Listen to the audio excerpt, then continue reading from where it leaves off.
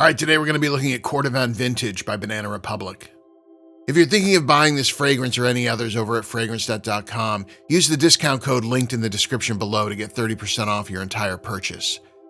There's a lot of fragrance lines that get shit on by some of the fragrance community elites. You can't see it, but I'm putting quotey fingers around that last word. Personally, I don't care if it comes from a mall store. If it smells good, what the fuck do I care? Do I think they're as good as fragrances from the big designer houses or even niche brands? No, not really.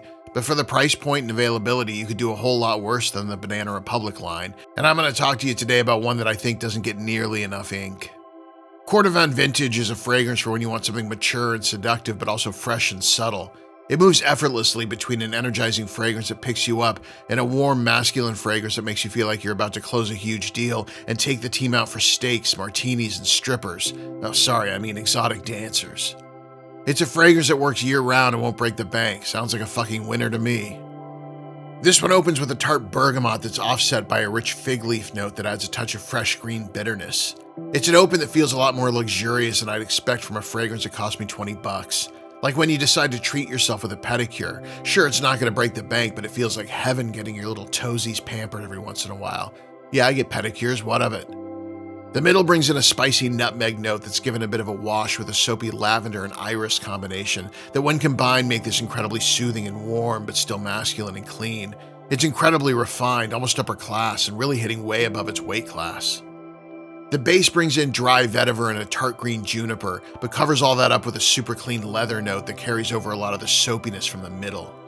It's a crazy tightrope act, but one it pulls off to thunderous applause, looking suave and elegant even while wearing those ridiculous tights.